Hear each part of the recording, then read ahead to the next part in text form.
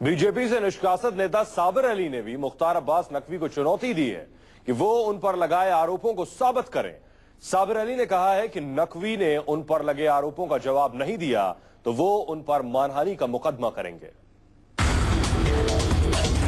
BJP के नकवी को साबिर की चुनौती। नकवी के खिलाफ होगा मानहानि का केस।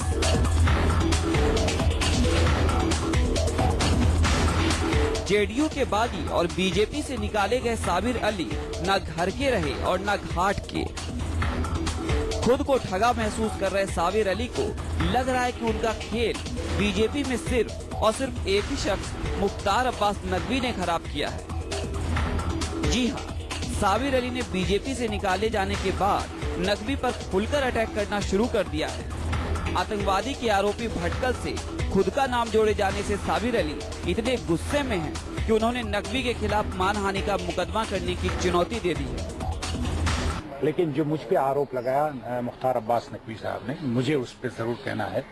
एक तो सबसे पहले मैं उस पर उनके ऊपर डिफर्मेशन का केस में करूंगा, और दूसरी बात कि ऐसा शख्स जो नकली मुसलमान हो उसके लिए मुझे उनके बातों का और उनके सर्टिफिकेट की जरूरत नहीं है। मुख्तार अब्बास नकवी की अपनी वजूद मुसलमानों में कितना है पूरा देश जानता है।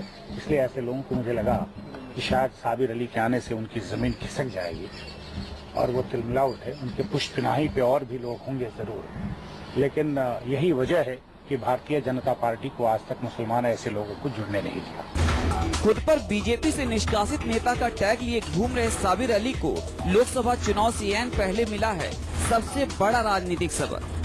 इस सबक से साबिर अली इतने तिलमिलाए हुए हैं कि उन्होंने बीजेपी नेता मुख्तार अब्बास नकवी को बहस की खुली चुनौती भी दे दी है। साबिर अली ने कहा है कि सोमवार तक बहस के लिए जगह तय कर ले, नहीं तो मानहानि का मुकदमा झेलने के लिए तैयार रहे। उन्होंने किया, बात उन्होंने रखी, अगर उसमें है तो रूबरू आ जाए, सामने किसी चैनल पे बहस कर ले, सामने आ जाए बहस और सबूत दिखा दे, नहीं तो उसके ऊपर मैं डिफर्मेशन केस करने वाला हूं और मैं इस बात को बड़ी आसानी से नहीं छोड़ूंगा। साबिर अली बीजेपी से निकाले जा चुके हैं, जेडीयू से बागी हो चुके हैं। चुनाव के वक्त कोई और पार्टी उन्हें लेने से रही, मगर साबिर अली ने कहा है कि वो राजनीति से तौबा नहीं करेंगे। साबिर अली ने मुख्तार अब्बास नकवी पर आरोप लगाया कि नकवी ने बीजेपी को मुसलमानों से काट रखा है। ऐसा शख्स जो नकली मुसलमान हो उसके लिए मुझे उनके बातों का और उनके सर्टिफिकेट की जरूरत नहीं है। मुख्तार अब्बास नकवी की अपनी वजूद मुसलमानों में कितना है पूरा देश जानता है। साबिर अली ने मुख्तार अब्बास नकवी को सोमवार तक का वक्त दिया है। अब नकवी क्या करेंगे ये कहना मुश्किल है, लेकिन सबूत के तौर पर उनका ट्वीट सामने है जिसमें उन्होंने साबिर अली पर गंभीर आरोप लगाए थे, जिसकी वजह से साबिर अली को बीजेपी से निकाला गया। नकवी ने ट्वीट किया था, आतंकवादी भटकल का दोस्त बीजेपी में शामिल, जल्द ही दाऊद भी शामिल होगा।